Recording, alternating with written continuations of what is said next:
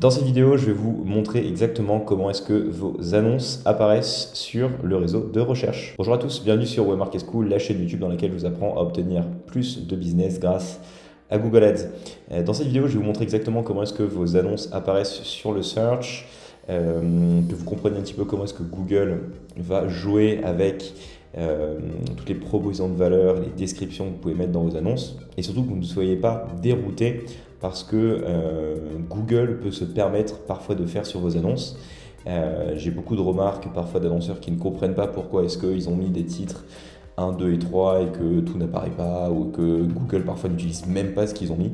Bref, que vous compreniez un petit peu comment ça se passe au niveau de Google, et donc évidemment que vous sachiez itérer correctement derrière sur vos annonces. Parce que, je le répète, les annonces, évidemment, c'est une des clés pour réussir sur Google.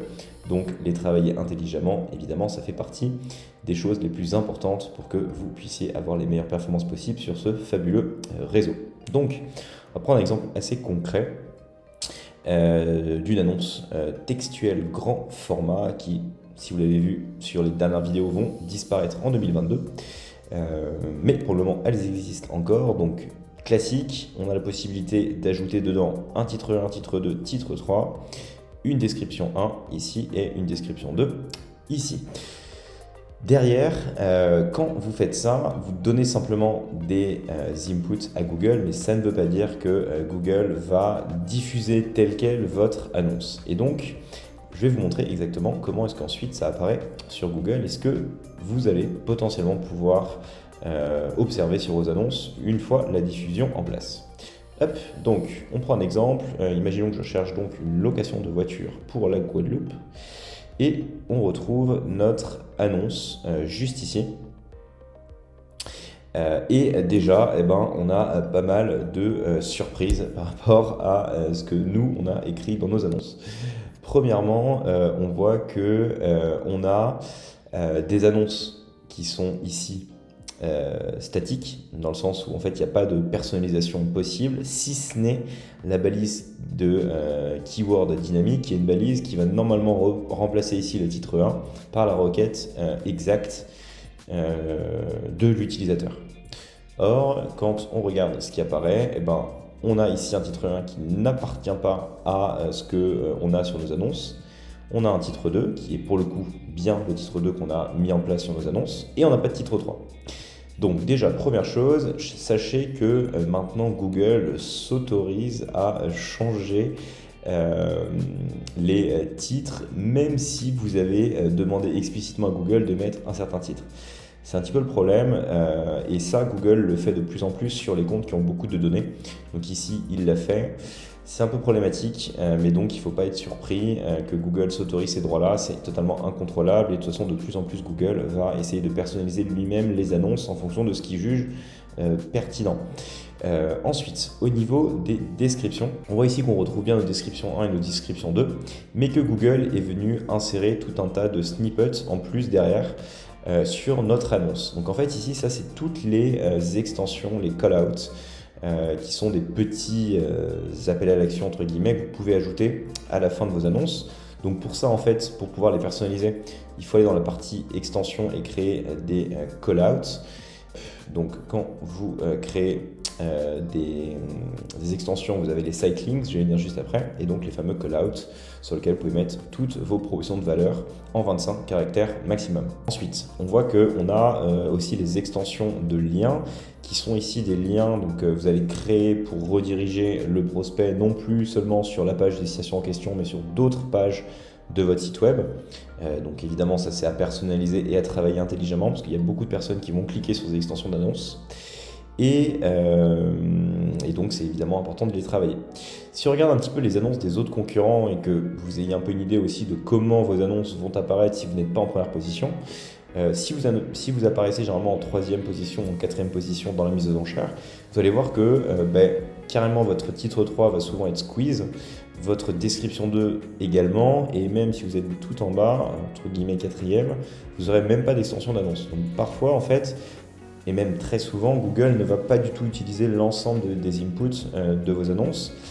C'est lui-même qui se réserve le droit ou non de les afficher. Pareil sur les extensions en question, on voit qu'ici, le troisième a 4 extensions, le deuxième en a 2. Donc pareil, c'est pas parce que vous mettez 4 ou 5 extensions d'annonces ou de liens, vous aurez forcément ces 5 là qui vont apparaître, ni même dans un ordre précis. Tout ça, en fait, Google se permet lui-même, en fonction de ce qu'il connaît de l'utilisateur et du marché, d'afficher ou non certains inputs que vous lui donnez. Donc, encore une fois, il ne faut pas paniquer si vous n'arrivez pas à avoir exactement les annonces que vous avez rentrées dans l'interface Google Ads. Si vous ne les voyez pas apparaître sur le réseau de recherche, c'est normal. Google s'autorise de plus en plus de choses à ce niveau-là. Autre exemple intéressant, on va pas aller là on va pas aller dans un compte Google Ads, mais imaginons que je recherche un bilan de compétences. Ici, on a un autre format d'annonce en fait. Au niveau du premier annonceur payant, lui, on voit qu'il a des extensions d'annonces qui sont assez différentes des extensions que vous pouvez voir sur la partie location de voiture. Lui, il a carrément en fait les descriptions dans ses extensions de liens. Donc là, il prend vraiment vachement d'inventaire, ça fait des belles annonces. Et donc quand vous êtes premier, vous allez souvent avoir ce type d'extension. Également, on voit qu'il a mis une extension de formulaire et donc du coup, cette extension vient se caler à la place de la description 2. Donc ici, vous n'avez plus de description 2. Donc encore une fois, c'est une nouvelle personnalisation que Google propose aux annonceurs. C'est incontrôlable. Peut-être que cet annonceur-là, pareil, a une extension de formulaire, mais cette fois-ci, il ne l'a pas. Et donc, encore une fois, Google s'autorise de manière très autonome de faire diffuser votre annonce dans le format et la manière qui juge le plus pertinent. Également, il me semble que c'était le cas sur les locations. Ouais, ici.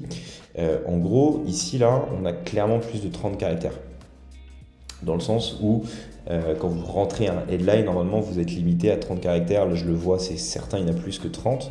Donc, Google s'autorise à aller jusqu'à 40 caractères maintenant, notamment si vous utilisez les nouveaux formats d'annonces que sont les annonces Smart ou les DSA, qui sont les Dynamic Search Ads, ou encore si vous passez par Performance Max, qui est le nouvel outil de Google, vous avez la possibilité de rentrer des titres de 60 caractères.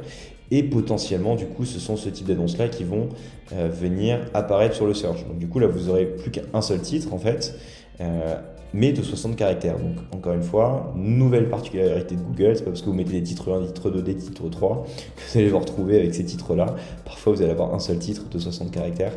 Bref, voilà à peu près tous les formats que vous aurez. Il y en a certainement d'autres. On pourrait passer des heures, en fait, à voir ce que Google nous propose aujourd'hui, mais la finalité de cette vidéo, c'est de vous montrer qu'aujourd'hui, vous avez de moins en moins le contrôle sur la manière dont vos annonces apparaissent.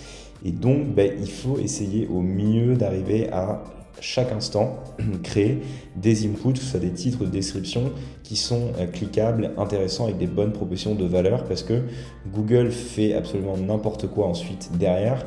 Et donc, pensez aux différentes combinaisons et assurez-vous qu'il n'y a pas de titre défectueux, parce que ça peut très vite rendre très mal et donc vous pénaliser dans tout simplement la mise aux enchères et après dans vos taux de clic et dans vos parts de marché. Après, évidemment, Google, on peut lui faire confiance pour bien faire son travail. Parfois, vous allez justement mettre des mauvais titres qu'il va juger très faibles en termes de qualité et il va donc les faire pour vous. C'est aussi un des avantages de Google. Bref, on peut voir le verre à moitié plein ou à moitié vide. Ça, c'est à vous de juger. Mais voilà, c'était simplement pour vous montrer exactement comment est-ce que maintenant Google s'autorise à faire apparaître vos annonces en fonction des inputs et à également personnaliser lui-même vos annonces et à ne pas écouter ce que vous lui donnez. Voilà pour cette vidéo, j'espère qu'elle vous a plu. Comme toujours, n'hésitez pas à partager, commenter, liker ces dernières. Je suis curieux d'avoir votre avis sur tous les droits que s'autorise maintenant Google sur la génération de vos annonces. N'oubliez pas de vous abonner également à la chaîne de Market School pour être tenu au courant des dernières vidéos et continuer à progresser sur Google Ads. Et quant à moi, je vous souhaite une très bonne rédaction de vos annonces et je vous dis à très vite pour une nouvelle vidéo. Ciao!